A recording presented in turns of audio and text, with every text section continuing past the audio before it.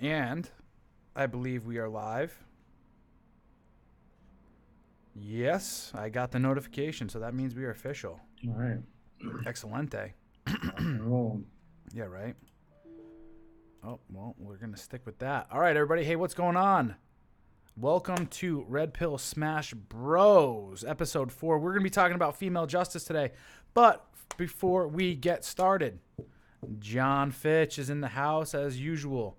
John, go ahead. Introduce yourself, Yo. buddy. What's up, guys? John Fitch here, longtime MMA fighter, world champion, recently divorced.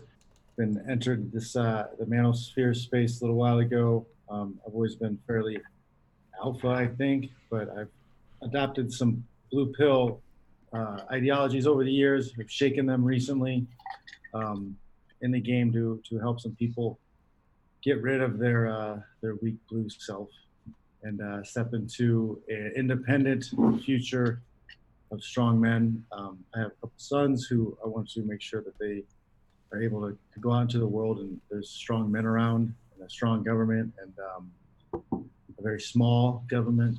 Yeah. We were just talking earlier. Um, but yeah, I want a good, safe place. And the best way to do that is influence other men into being better men. So that's what I'm doing.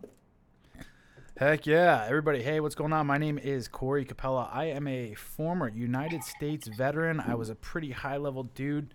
Worked a lot with special operations, doing some crazy stuff. Also, through that, a lot of combat over in Afghanistan. Came back, said fuck it to the man kind of thing, decided to get out. Opened up my own CrossFit gym and ran that for a couple years until I got wiped out from my belief system on a few things. Lost my gym, became homeless, and through that time frame I was able to kind of take a deep look into my life and how I valued myself. And I got to see the red pill through a completely different lens of like what my value was in life and how I was raised to believe what my value was.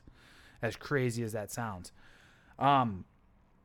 Also, man, I haven't brought this part up before, but I had a pretty gnarly one-itis situation, and maybe that's something we'll talk about later on. But I believed in this one girl being the one, and I did everything in my power up to that point to try to like convince her into my life through certain things. And quickly did I realize during that time frame that she was never going to come around, especially off the way I was acting. So completely red pilled from all that. What that means now and where I'm at is this. I've been able to see the red pill from so many different lenses, right? From relationships, intersexual relationships, relationships with other guys, our relationship with religion, our relationship with the government, our relationship with schools. That's the true red pill lens of being able to see through the veil of all that stuff. So really what it comes down to, and this is what I'm writing in my book currently, in my newest book, is just how crazy it's been, the attack on men has been through all of those institutions that I've just mentioned. So why are we, John and I, having these conversations weekly? Well, what we're here to do is we're starting to have this conversation with you guys out there about the state of our culture, mainly the state of masculinity in our culture, which we believe is the foundation upon any great civilization to occur, right? And we can see that right now because when we have weak men, what's going on in our civilization? Our civilization's starting to take a turn for the worse, right? So when we have strong men, societies flourish. People actually end up finding more happiness. And that's what we're trying to do today is talk to men how they can change their lives at the individual level in order to start finding happiness today rather than looking off into the future. So that's what we love to talk about. And as always, we like to talk about smashing chicks. So that's where we're at today. But first, I want to get started. John mentioned that he was divorced. And I wanted to ask him a main question of like, hey, dude, when you were going through the divorce machine, what kind of red flags did you see throughout? Was it biased towards you in any way, shape, or form? What were you feeling and going through that whole situation as a man? No, in hindsight, there was a lot of wasted time. It was over before I really acknowledged that it was over, I guess. But for the most part, the divorce process was fairly harmless considering what most guys go through. I like to refer to my exes using lube during the divorce rate. So, I still lost half everything. I still lost half access to my children. But it could have been worse. Right. We waived the alimony. You didn't. child So support. you don't have to pay any alimony. No alimony. Yeah. Well, Was that her? funny, Okay. funny thing is though, Clarify that one. there was, yeah. So like, because I'm a professional fighter, so I make my money by fighting. So Right. there was no guarantee that I was going to fight again or make any more money at the time that we went into, talk to the lawyer. And so there was risk that she might actually have gotten hit for alimony. She had been working for over a year or two. Yeah. Things had just lined up enough to where if we both didn't say yes, we agreed to no alimony, there was potential that I would have gotten it. Yeah. That's what we got to start moving more men into. Is like, yo, if you're looking to get divorced here soon, quit your job. Quit your job and be a bum for a while. Working a few years. Yep. For years. Because like there's no other job I'm just gonna be able to step right into and make the same kind of money. Yeah.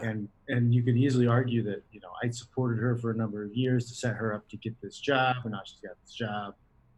So it could have turned into a payday, but yeah, we both decided to just walk away from that part of it, and we're each taking custody of a child. That way, we can each have one on our taxes. Oh, cool. Yeah, I didn't know you could do that. Yeah, you can do that, and that because otherwise, you go from you don't have a dependent then. So in a way, what we're talking about right now is, you were fairly lucky because it was amicable. Well, I think she felt guilty because she was already banging somebody else. Oh, dang. Yeah. You think there was guilt there? I think so. Guilt or fear. So tell me why fear. Because I'm who I am. Because I feel the way I feel about things. Like some war machine type of fucking action. No, not war machine. But like, I'm not gonna play nice. I'm not gonna be like, oh yeah, it's okay. We moved along. Like, hug her boyfriend. Right. Yeah, we're all one big happy family now. Yeah, exactly. Like, she knows that that's not gonna happen. So she was trying to keep everything secret for as long as possible. I think because she knew that was gonna be the thing. I don't associate with her family at all. And that's not going to happen. So, Enigmatic Elephant, what's up, buddy? He's up in the house. He'd like to ask you a question. Was there a moment where you knew the divorce? Change. It's not about climate change. We had a debate yesterday about climate change. Is there a moment where you knew the divorce was imminent? A situation where it made you think she's checked out, or was it gradual behavior change? Man, it really wasn't until I didn't know it was 100% over really until I found out that she was banging somebody else and that he was hanging out with my kids. Like, it wasn't until that moment that I was like, oh, it's really, because we were even apart for a while, and then I was just kind of making excuses or just whatever, just hopeful, because she was telling me that she just needed to be alone. She never had that time to be alone and slut around, whatever. So I kept wanting to believe the fairy tale. Yeah. So it took a while to kill that one itis, I guess. For sure. Well, I mean, you were bought into the image for so long, dude. 15 years, yeah. Yeah, absolutely. I mean, that's a long time. But then you got to even remember, before that, the whole, and this is what I'm writing about right now, is the fairy tale dream that was painted to you beforehand of the Princess Bride. Yeah, bro. Yeah, you bring that up. It was I think today I saw, yesterday it was 35 year anniversary or something that came out. Yeah. But it's like, as you wish. It's insane, man. I'm writing about this right now, how that mindset has really created this army of white knights that go around, honestly, that are conditioned. And it's so fucking unfair too. Because what this upbringing is raising people to believe is like, hey, we're going to put you through this school system and we're going to teach you this stuff. And then Disney is kind of coaching you along the way too, of like, hey, we're going to give you all the keys that's going to lead you to developing your life that's going to lead to the ultimate forms of happiness. Sacrifice, being selfless. Honorable. Honor. That's the biggest thing, dude. Fucking hitting men with honor has been the biggest downfall of man for so long. You sacrifice yourself for your honor because that's what an honorable man will do. You sacrifice your body for that woman, right? And you go and you do this stuff for the family because that's honorable. I got to push back you on a little bit about the conditioning though, because there is evidence, because I was just reading all this stuff on primates. There's evidence about male primates, lesser primates will when the social order will do favors and take care of and be more servient to the females. Like it's a natural thing because they get favorable access to side pussy, basically. For sure. No, you're absolutely right. Like So there's it's ingrained in us a little bit too to have that. There's a Nice difference though. choice. So what I'm talking about right here, right now, is this: the difference of having it marketing and advertised as a dream based off of knowing our genetic disposition, and that's called manipulation, right? So it's this manipulated thing. But the honor piece is the big one, right? So you're absolutely right. It is genetically ingrained into us and Because hardwired. they use shaming to control us. Right. Probably It's just what like, you're Rollo talks about the Vichy males, right? So what happened in France was actually, let's go. Yeah. Was it France or was it? Vichy males were in France, yeah. No, what was the I think it was in England, the feathers, the white feather brigade, right? The ladies in England, I think during World War I or World War II would go around and they would put a white feather on a man who was not out on the front line or in uniform fighting in the war. And it was to signify to other women, like, do not fucking talk to this guy. It was a way to like dishonor this guy into being like known as a coward. That was in the study they did on the monkeys. Was Yeah. the primates that weren't willing to go out and fight because the females wanted them to fight. It wasn't the males that wanted to fight because Right. the females would provoke the fights, and the males that wouldn't go out and fight in the fights that the females provoked, they would be shamed and ostracized from the group. It's hilarious. I just read this about some monkeys. It's crazy. Yeah, it's crazy how this is all tied in, dude. But like I was saying though, the downfall though with the white knight guys is this, that they end up living this life that they bought into. They thought that they had the cheat codes handed to them. Like, hey, boom, boom, boom, boom. Here's your step-by-step for mass happiness. And the reality is none of those guys, like every fucking fairy tale ends with what? Happily ever after.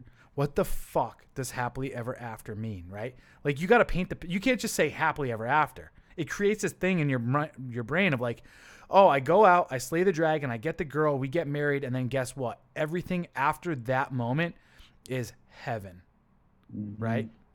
And the reality is that's actually the fucking beginning of hell. Is the second you give in. No, I'm serious though. The second you give your frame over like that, dude. You give your frame up, yes. Yeah, absolutely. Absolutely. And that's what men are taught. Now, I mean, I love talking like anti-government stuff. Not anti-government, but like minimizing government and all that other stuff. I'm of the firm believer, and I'll say this outright right now. There's a lot of people in the manosphere, in the red pill community that are like, oh, MGTOW, they're a bunch of sour grapes individuals and stuff like that. I look at MGTOW personally. I look at MGTOW as the only weapon we men have right now, and I think it's the direction we have to go. How do you fight the culture that we're in right now? Men's rights activists at the beginning, they're like, oh, what we're gonna do is we're gonna fight them in head to head, and we're gonna try to make it known that men aren't able to have these rights, and it's all this other stuff. I think, and this is so the direction it's going to tie into is this. The only way to fight back is to get men to understand to no longer get married. It doesn't mean no longer have contact with women. It doesn't mean no longer have sex with women. When you have sex with women, please do wrap it up and don't get her fucking pregnant. You know what I'm saying? Don't have unless you have a paternity fund. And you've planned this. Yeah, there we go. Yeah, unless you have a paternity fund and you've planned it, like you are going into it like, I am impregnating you because I want children and here's our agreement, right? Plain and simple. But the downfall that we're facing right now is this, and this is the way that we fucking move it away, right? I listened to this one guy, his name's Undead Chronic, and he talks about MGTOW being the special forces of the manosphere, and we got to understand this, right? MGTOW is the fucking dudes doing the shit. You got to not marry these bitches. Why? Because these bitches are married to the fucking state. The state has the guns. You can never out alpha the fucking state, right? Plain and simple. Unless you do this. Unless we create a movement of men that no longer get fucking married. Why? Because marriage is no longer an agreement between man and woman. It is now, literally, you are a fucking cuckold. When you get married, you are straight up a cuck. Why? because you have daddy government in your bedroom every single time. He's the one that is fucking taking half of your money. Huh? They own your children. They own your children. They're taking half your fucking money. And they're sitting there and they're saying, hey, if you do anything wrong to this woman, guess what we're going to do? We're going to slap you and fucking, we're going to rape you first. Even if you don't do anything wrong, you're just suspected of doing something wrong. Dude, you are a cuck if you get fucking married. Plain and simple. You are not the alpha in that relationship. Daddy government is the fucking boss hoss in that relationship, and she fucking knows it. She knows it. Yeah, so that's what a lot of people don't understand. It's like being anti-Western U.S. marriage isn't the same as being anti relationship or anti-woman. Even. It's just right. It's the government has ruined it. The government. That's why we believe in small government. Because government is terrible at everything. Once the government gets involved with something, they usually destroy it, and that's what's happening to marriage. Agreed. And that's why, again, we have to take it back and say, hey, listen, guys, you can be in relationships with women, but you just should not get married because you're just furthering that relationship to occur, right? You're just putting yourself in a bad position. Enigmatic Elephant says, Corey, the problem with MGTOW is the community is full of losers who want to radicalize the group and make it to where dudes don't even come into contact with women. It can be detrimental to women. It can be detrimental to men. I can see some aspects of that because, like, my experiences with MGTOW, there's been a lot of negativity. Oh, for sure. Basement dwelling video game players, and that's not positive anyway. It's just latching on to something because you're not doing anything with your life. I think the idea of MGTOW is more. I think we create a better term because there are so many negative connotations attached to MGTOW. I think we need to focus on creating our own way forward. The women will follow us. If we do a great thing, the women will follow. So how do you defeat this culture? You do it by creating a counterculture. Creating your own culture. You do not create a front line and say, hey, we charge ahead and attack. What we say instead is, hey, listen, you guys, over there. Let's go that way. Yeah, exactly. Exactly. And you know what? That's what I think. I think MGTOW is trying to accomplish this. But the problem is it became popularized by people who are trying to be in a way like male feminists. These are people of low sexual value that have had and are already checked out of the sexual market because they don't want to compete. And they're looking for an ideology and a community of people to sit there and be like, I hate the sexual market, period. So therefore we're fucking out. We're going to fuck sex dolls instead. And we're going to go, you know what I mean? Like, hey, and listen, if you fuck a sex doll, that's fine, but please do also go fuck actual real women. You know what I mean? Like, if you don't have the skill or the ability to do so, you are lacking something. And from what I recognize in life, in my own life, is when I have an issue that I am not strong in, instead of running away from that, the thing that I do is I run towards it. I say, all right, I'm weak here. I need to go and I need to figure out a way to get better and become proficient and even master it. Yeah. What are your thoughts there, Johnny boy? Yes. Yes. C. Absolutely. Yeah. So we're talking, you're talking MGTOW. In a way, it's the same. In a way, what we're talking about is we are going our own way. Right, if you really break down the words of like what the philosophy is, but that way is not away from women because the women will follow. For sure, it is. Let's go. Do you know how we're setting off? We're setting off on a masculine course.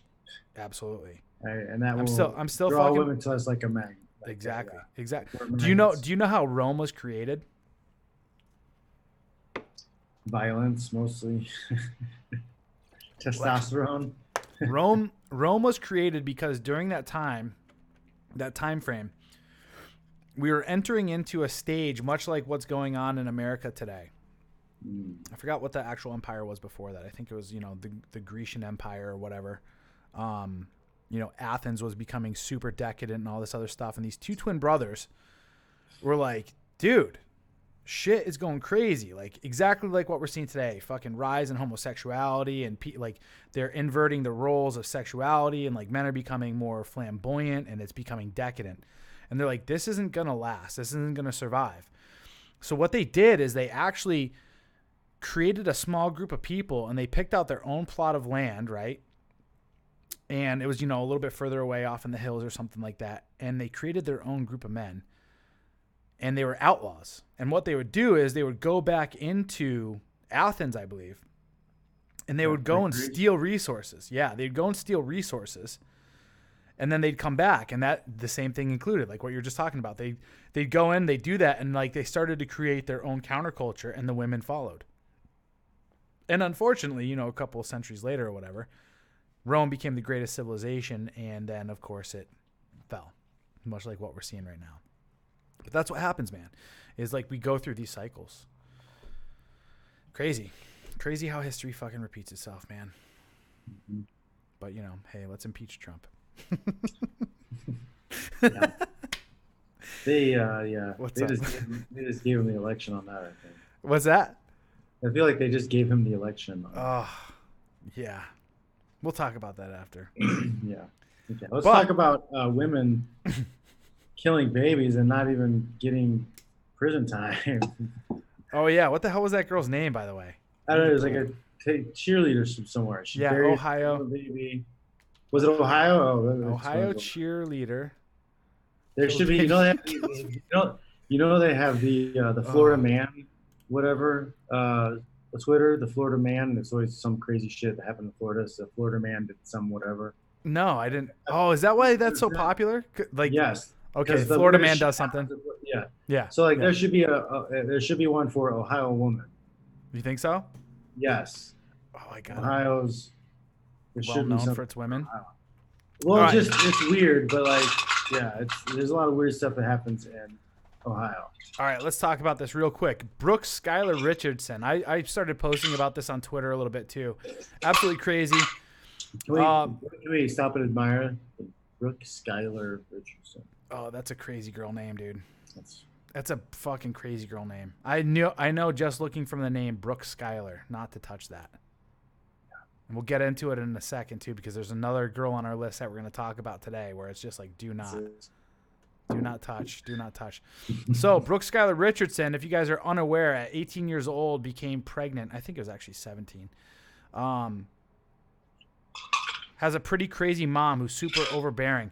She gets pregnant. They all try to hide the fact that she's pregnant. She tried to suck in her belly during the prom photos and all this other stuff.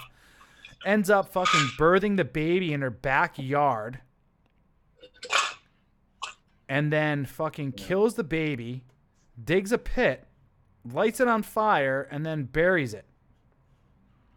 Just last week, it came out that she was initially charged with aggravated murder, involuntary manslaughter, and I forgot what it's called, something a corpse. I forgot what the other one is. It's doing something to a corpse. Like, mutilating not mutilating, but it was like fucking facing or yeah, there you go, something like that, something really weird. Long story short, this girl, they go through trial over a year long or whatever, and she is found fucking innocent of murder or anything like that, and is only charged with the corpse one. I forgot what her actual what's it called comes down to. So desecrating a corpse, maybe that was it. Desecrating a corpse, yeah. Skylar is a pleaser. She was already blaming herself about the baby being stillborn. She kept wrestling with the distressing idea that she may have somehow caused the baby to be born stillborn. So, so they're arguing that it was born stillborn, not that she killed it? They were saying that the baby was born, the baby was already dead before she birthed it. Cannot be proven. It can't be proven? Yeah, because you could just suffocate it. Yeah, Richardson's attorneys have repeatedly admitted she buried the child's remains in the parents' backyard. But they say she only did so after the baby was stillborn and she didn't know what to do with the remains. So that's the if there's no autopsy way of determining how the cause of death in that situation, I would understand why she wouldn't get. Here's the things we gotta that does make sense, because if you're on a jury and you're supposed to have, there's not supposed to be any doubt whatsoever. Right, for sure. But it also, and this is where we're gonna go with today's. But for just doing desecrating a body, I don't know. this is where we're going to go with today's stories and topics, all right? So we're going to all wrap this stuff in. Another case that I have for you guys, we're going to talk about another name that you should never fucking ever get involved with. And that is... Shit, where the fuck is it? Nope, wrong one. Amber Guyger? What the fuck's her name? Amber what? Yeah, Amber Guyger. So if you guys aren't following what's going on with Amber Guyger, she's actually on day 2 right now of her trial. It's the... Where is she from? I believe it's Dallas. Yeah, Dallas, Texas. Amber Guyger, there we go, she was off duty at the time, police officer who went upstairs to her apartment after a 15-hour shift, goes up to the 4th floor, goes inside her suspected apartment, walks in to find, hey, there's a black dude in here, and just fucking opens fire on the dude. Apparently she lived in the floor below, right? I remember hearing this story right off the get-go, right when it happened, and I was like, oh, this bitch. First off, looking at her, you could tell she's kind of crazy. Second off, she's a female police officer, which means to me that she has something to prove. And then third, her name is Amber. Listen, guys, for all those watching, for all those that will watch in the future, never, ever, ever date a woman named Amber. Ever. They are all fucking crazy. I promise you this. This is a tested, this should be law. This should be universal law. No, I'm serious, dude. Have you ever hooked up with a girl named Amber? I'm scrolling back through my head about the Amber. Yeah, you got to scroll through the Rolodex. Trust me, bro. Fucking cuckoos. Don't touch them. Don't touch them. All right, so what's going on with this girl right now is this, and this is why John and I are talking about this today. As a part of her defense right now, what is her defense? What are they leaning towards as far as putting into the jury's minds as to why she might have done this? You remember, John? Mm-hmm. That she was in a sexual chat on the phone as she went to the apartment, and she was distracted. She was so distracted by the sexting and the sexual conversation she was just done with that she was distracted. With her fucking partner.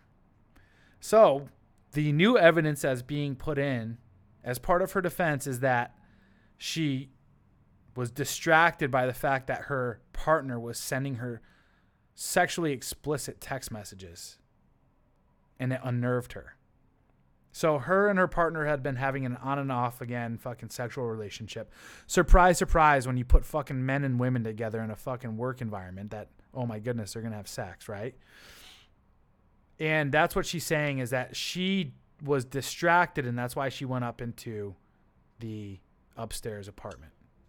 Yeah, it was the wrong floor. Was it the upstairs apartment? So yeah, it was one above. It was one above where she was at. Even though, you know, they're saying that he had like a red doormat, and there's a whole bunch of other things that were completely different about the surroundings that would have. How did she even open the door? That's what I'm trying to figure out too. Was it just unlocked and she walked in? Still in uniform, she walked into Jean's apartment instead of her own. She claimed she didn't realize she had entered the wrong apartment and that she mistook Jean for an intruder before shooting him twice, striking Jean once in the chest. And they said he barely even started to get up. So like, she hit him in the chest. He must have slumped back into the couch. That's pretty fast. The thing that's driving me crazy about all this stuff is where's the fucking and they're trying her for murder, by the way, instead of what they initially wanted to go after was manslaughter. Now, one thing that we learned is usually when people go after, and this is what's happening a lot lately in these female cases, is they're putting them on trial for murder. And the thing with murder is you have to have beyond a shadow of a doubt that there was a motive there for the person to want to murder them, right? So murder and manslaughter are two different things. It's like the same thing with Casey Anthony.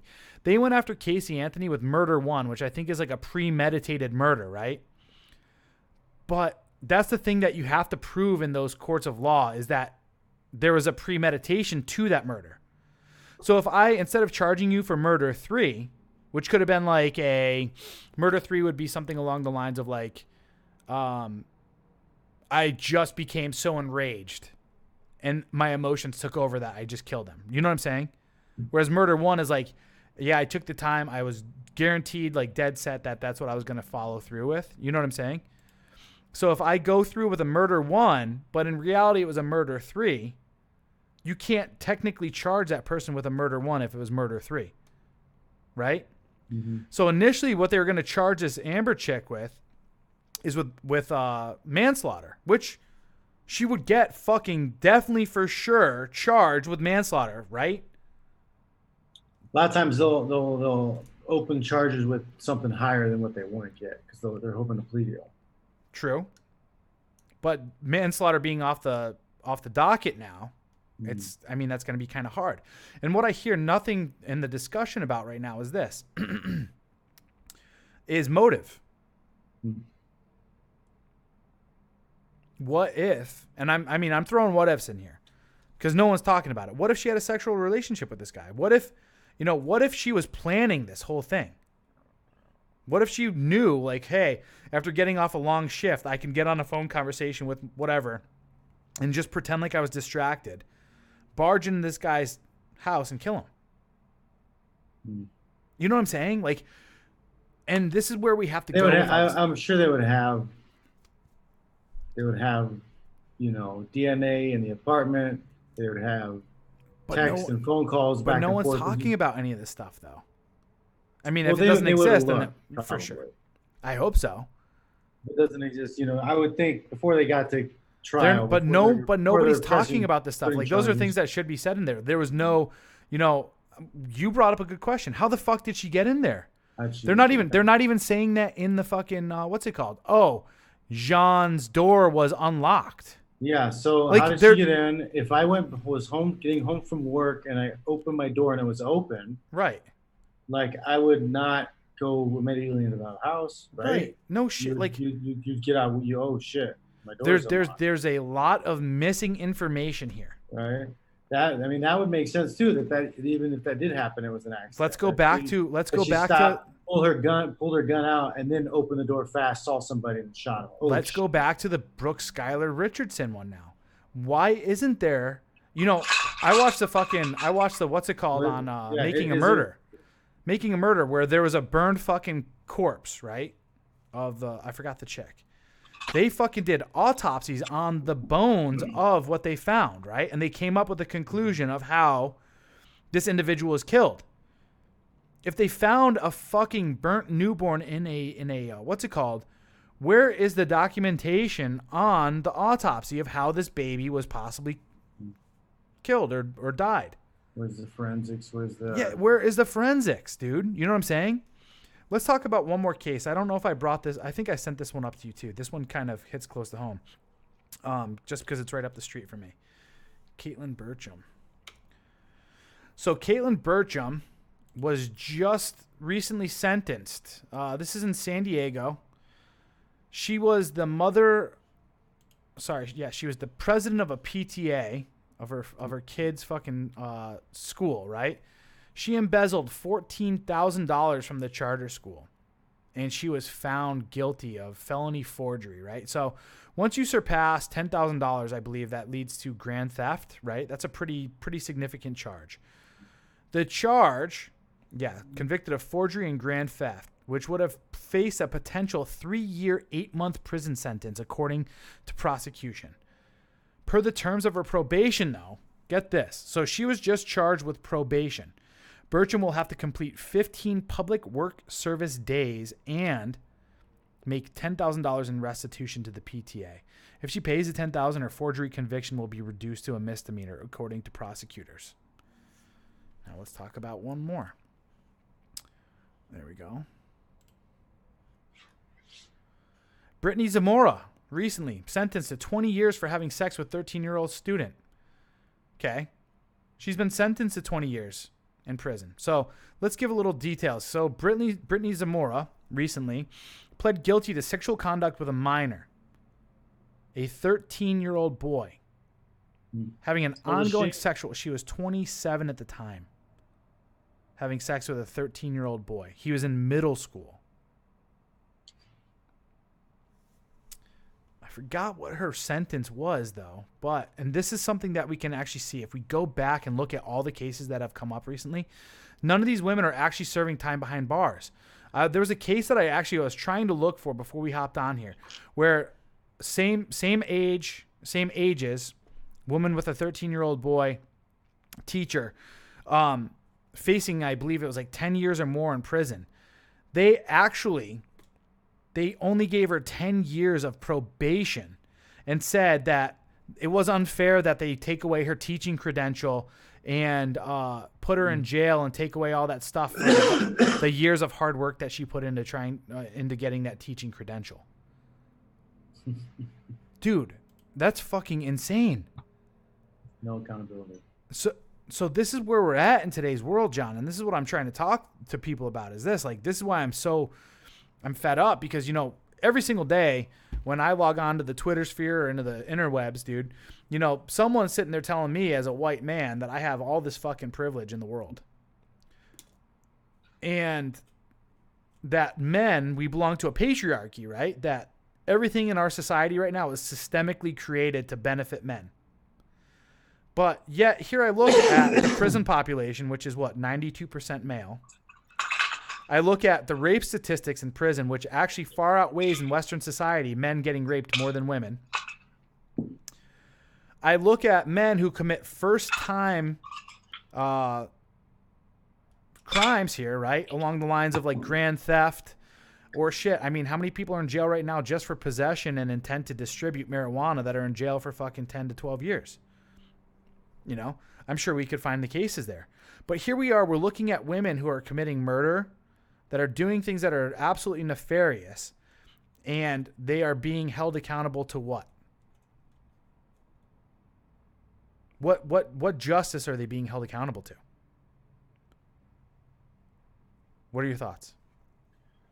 I can't remember what the statistic was. I thought it was something like women are sentenced to 30% lighter sentences for the same crimes as men. I think in the last episode we were talking about this too. The mayor of London, let me pull this up. Mayor of London was saying that in London they're no longer going to put women in jail. London. They just start identifying as a woman. Every time you get arrested. Joe Biden said that the other day. He said that we should respect people who identify as when we're sending them to prison. Mayor, so if Joe Biden becomes president, just claim you're a woman if you're going to prison. You'll go to a woman's prison. Mayor launched a scheme to rehabilitate female offenders. That's it.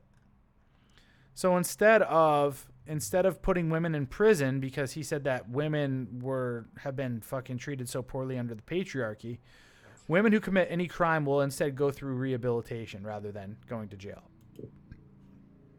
Now, I'm going to be open and honest about this. I don't care what people think. I'm actually pro-abortion. 100% pro-abortion.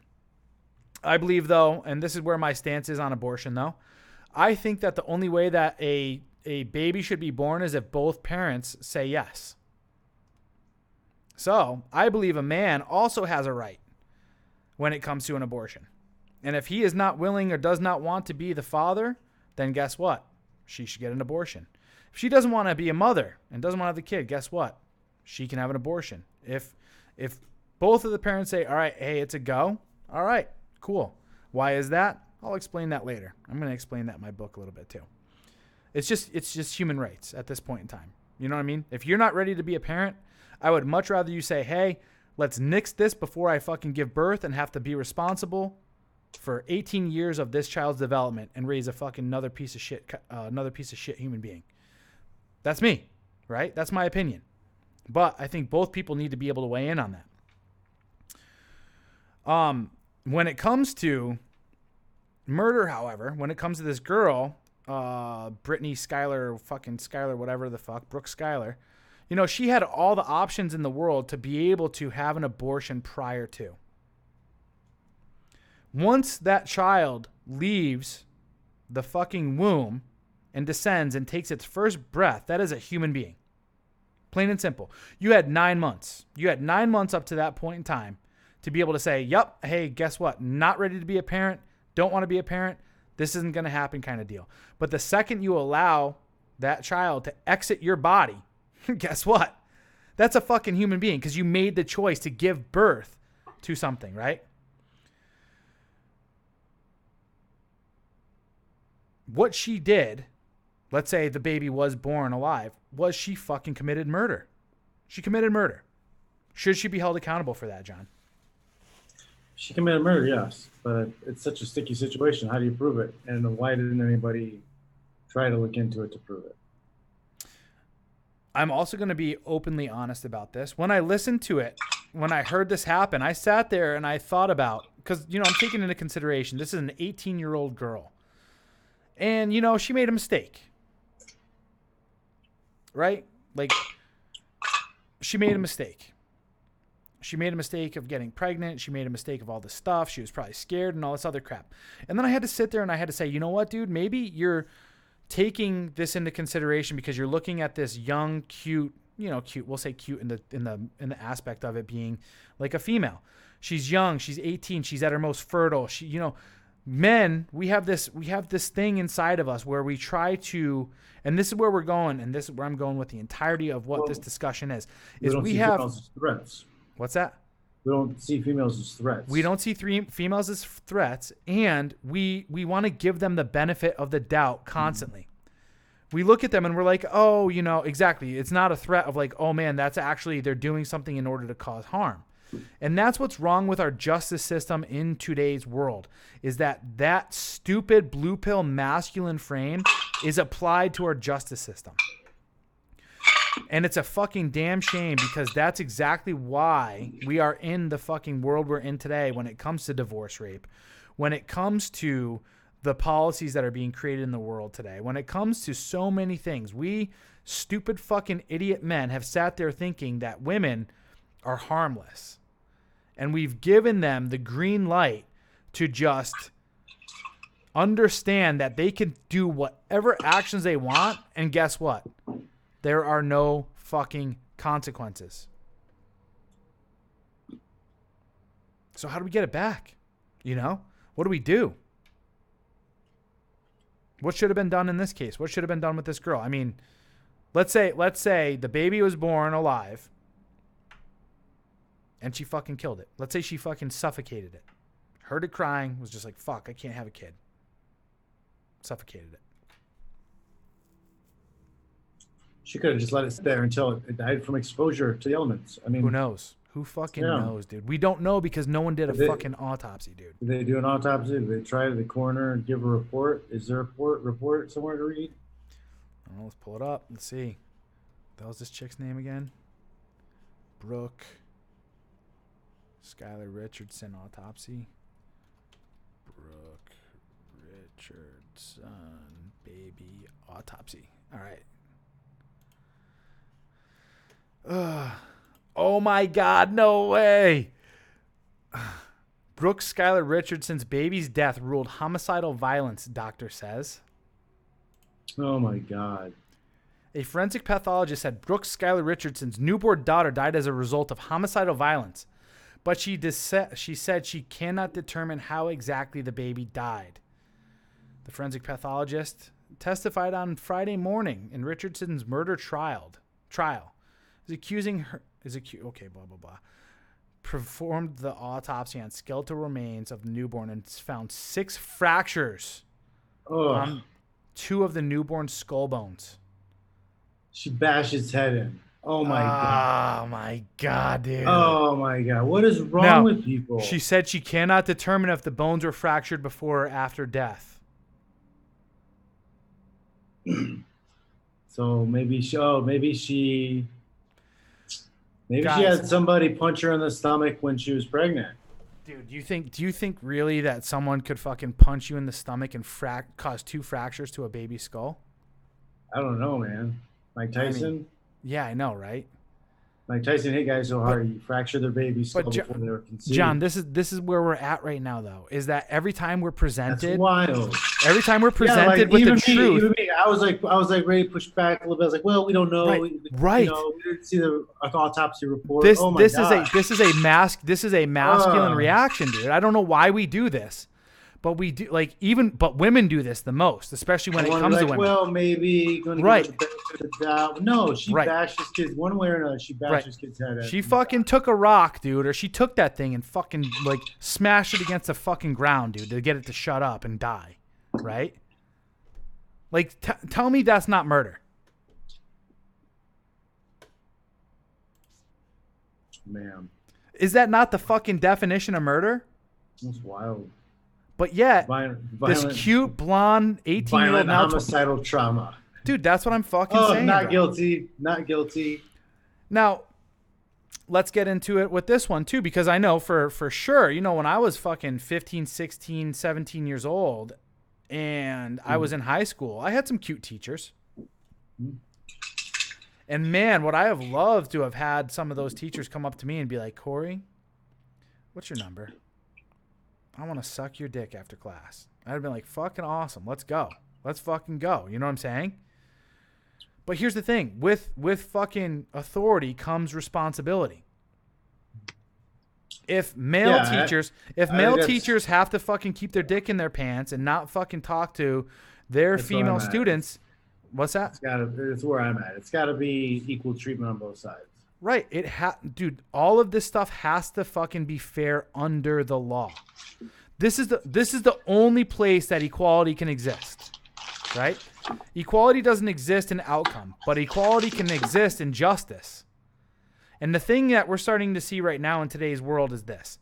Women are able to get away with breaking almost every fucking law, and they're given fucking passes after they do. I know for a fact that women are far worse drivers than men. I know this for a fact. I can fucking watch with my own two eyes. But yet, if you look at insurance statistics, men get more speeding tickets. Is it because, or men get more tickets, let's say, not speeding tickets, but men get more tickets. So that's why male insurance is higher. Now, some people could argue, oh, it's because men are more aggressive and all this other stuff. Male insurance is higher. Correct? Right? Right. I got to agree with this the other day. She's like, oh, no. And then she went off on like how tampons are an extra tax or some bullshit. So is it because women don't commit as much infractions driving? Or is it because when they get pulled over by a pretty much all male fucking police force, girls are able to unbutton their top a little bit and show some cleavage, or even worse, pull out the number one fucking dagger and start crying? Because I know for a fact, dude, I don't do fucking tears. I don't do it. Right? And if you're fucking crying, I don't know how to turn that shit off. Huh? Testosterone is a tear suppressor. Right. Yeah, exactly. We've talked about this before. But, dude, you know, here you are talking about a white knight culture. Most cops are fucking white knights. Same thing. You know, hey, I was a U.S. Marine. Most of us are fucking white knights, too. But that's what, you know, people are doing. They're serving Milady. And then when they pull over Milady and she sits there and she starts fucking crying and saying that her dad's going to fucking ground her or whatever, all this other stuff, what does the cop do? He's like, fuck, all right, well, you know, I feel bad. Maybe she'll suck my dick too. You know, who knows? So what do? They fucking let her off. That's the reason why these girls have fucking get less tickets. It's because they know how to fucking manipulate men to get their fucking way. And this is what's unfair within the judicial system. We're seeing this when it comes to these female teachers.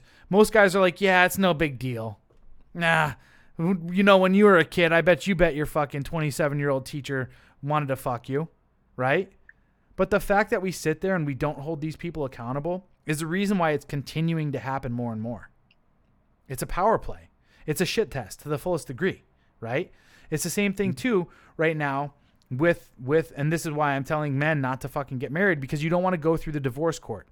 When you go through the divorce court, what's going to happen? She's been coached from her lawyer to do one of three things from the get-go. She's going to file a fucking restraining order. Why?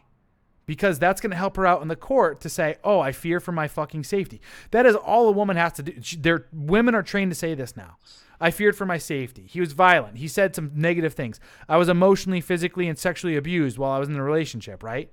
And in reality, all that means is that maybe you told her no a couple times, and, you know, she maybe gave you some sympathy sex every once in a while. And that's fucking sexual abuse and physical and mental abuse, right? So these are all things that are going to happen within the court system. And guess what?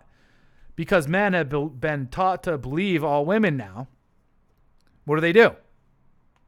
They believe all women, And men, because we're disposable, we're just like, yeah, whatever. Fuck him. Who cares? He'll find his way. Give her half of it, or give her half of his resources. Give her 70% of fucking child custody, and make him pay all the lawyer's bills. He'll make more money, right? But the reality is, like, that's not justice.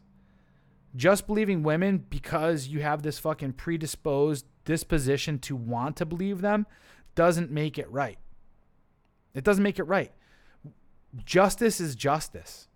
And this is what I talk about a little bit in my book too, because people are now getting this whole thing of like social justice, like affirmative action and all this stuff. Well, we need to do these things in order to prop these marginalized people up. No. The justice based on evidence. Yeah, I agree with that. Fucking Kavanaugh and impeachment.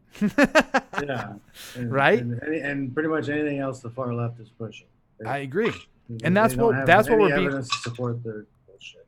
Yeah, all it is just fucking hysterics. It's hysterics. It's crazy that the left had nothing to say about this girl who murdered her fucking baby. It's crazy. It's crazy that no one from the left was sitting there like, yo, that's not cool. That was murder. But they know they'd be shooting themselves in the foot, especially because they just pushed through this whole idea that there's such thing as postpartum fucking abortions.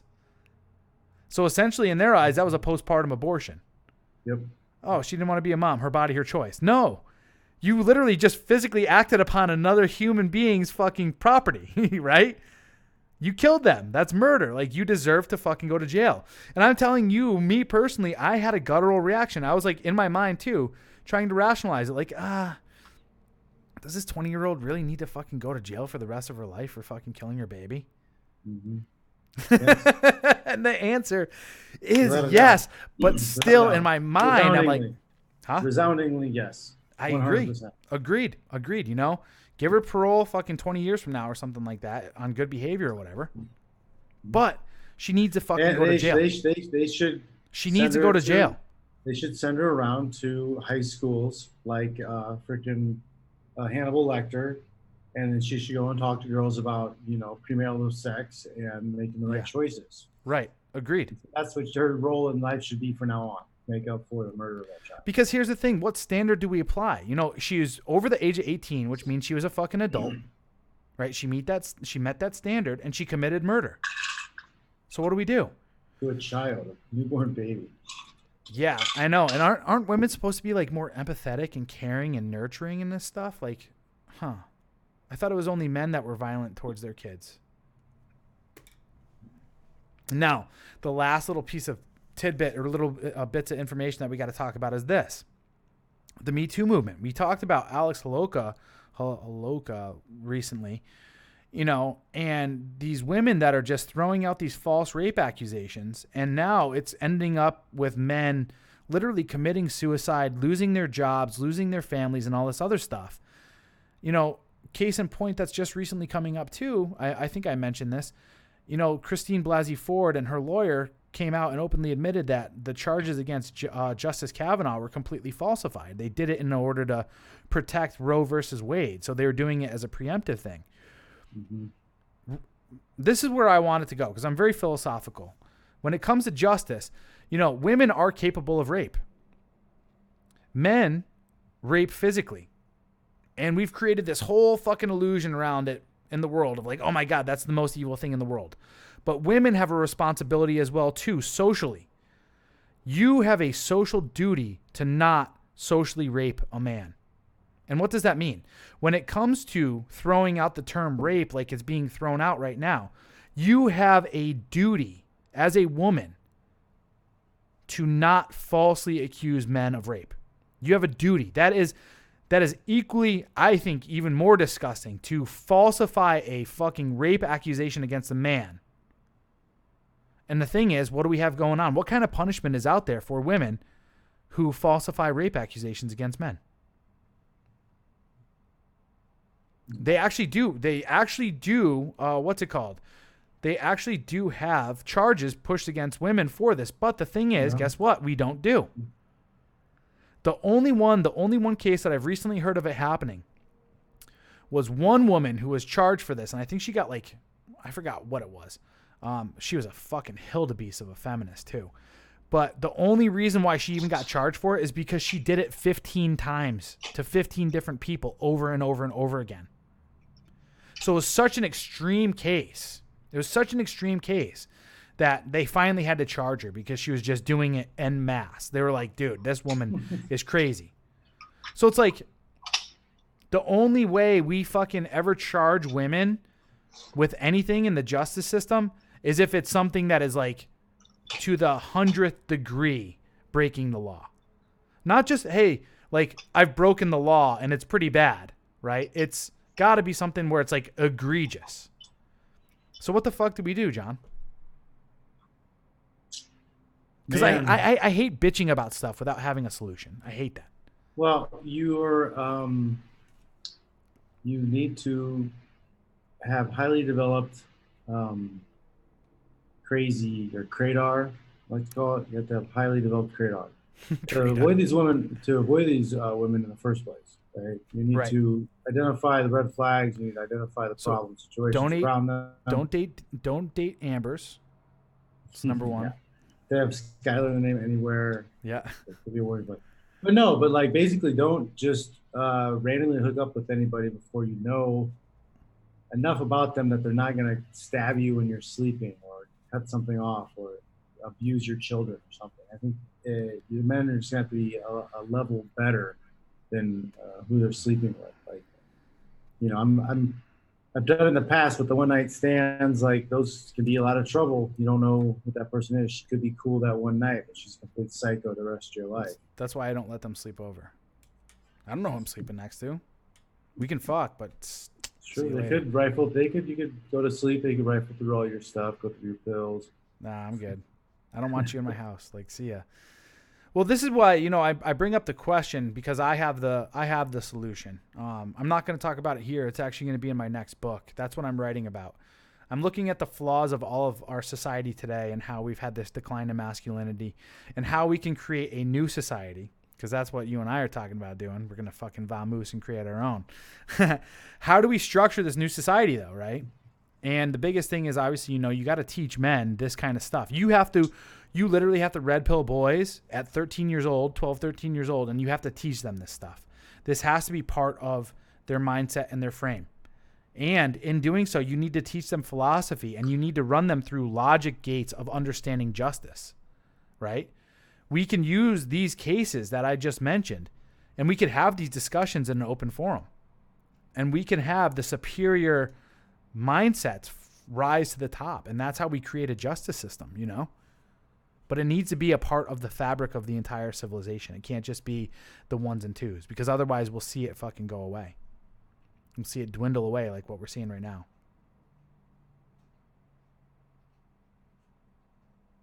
Anyway, Enigmatic asks a quick question. I know you got to run here soon, John, so we'll answer this quickly.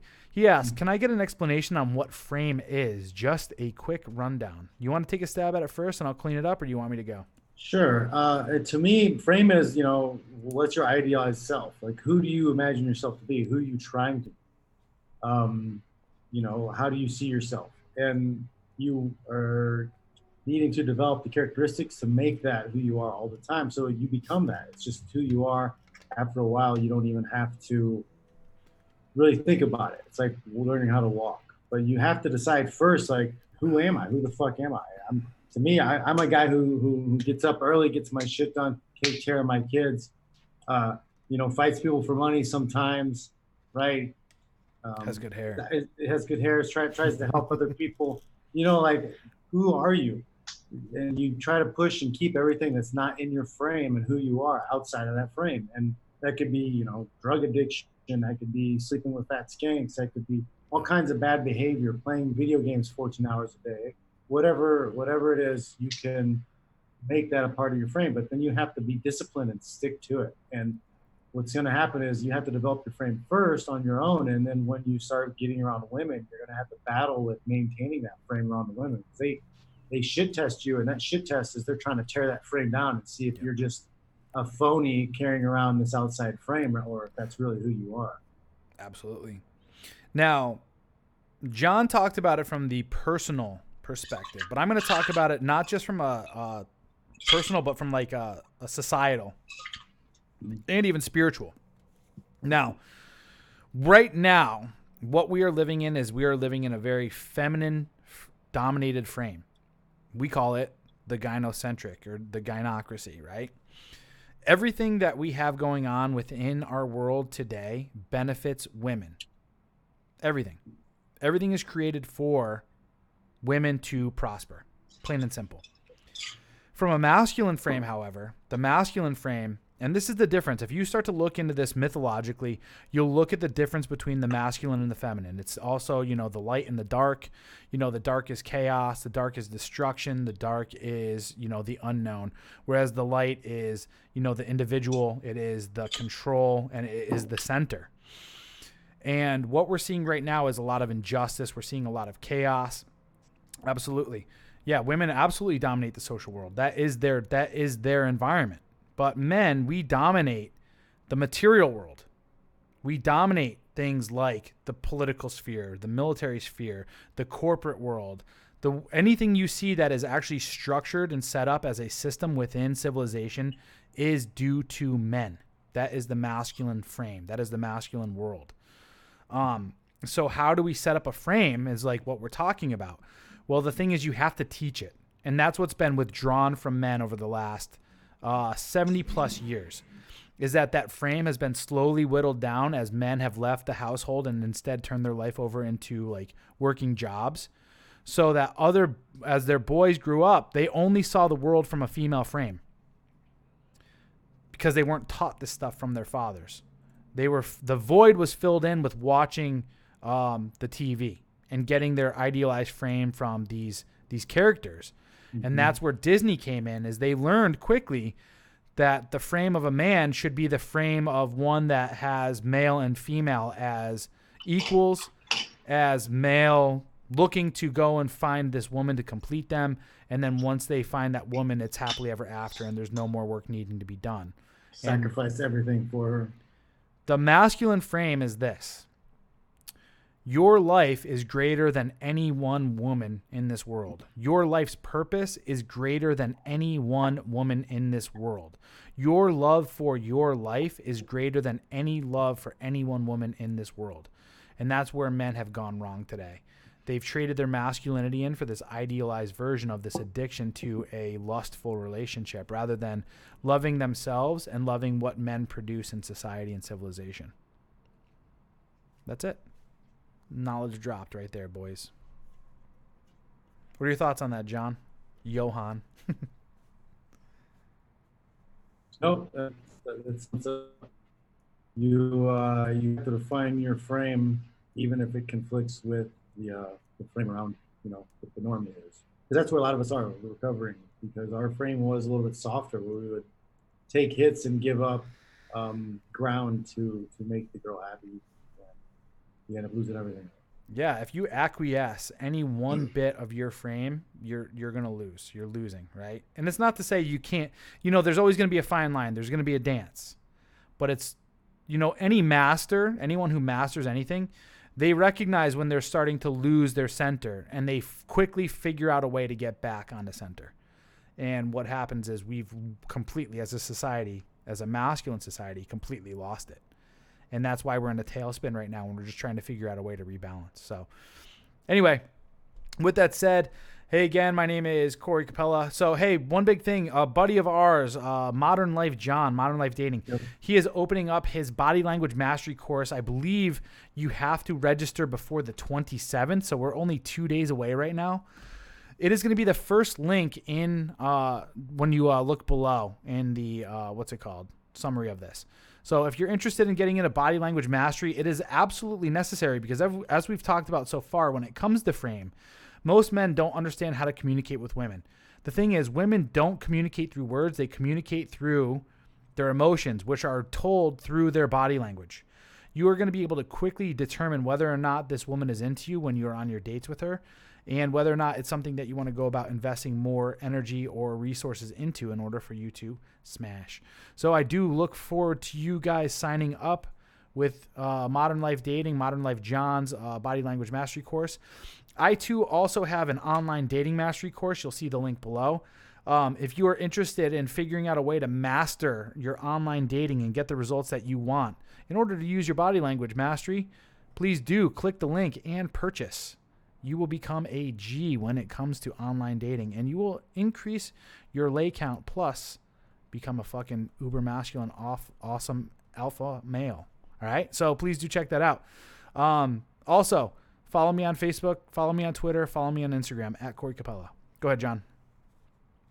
Yeah, johnfitch.net, Official John Fitch on YouTube. Failing Upward, Death by Ego is my book on Amazon. You can stop by the Shake Break weekdays, 9:30 a.m. Pacific Friday, time. Pacific left coast. That's about all I got. I do got to get going. Get going.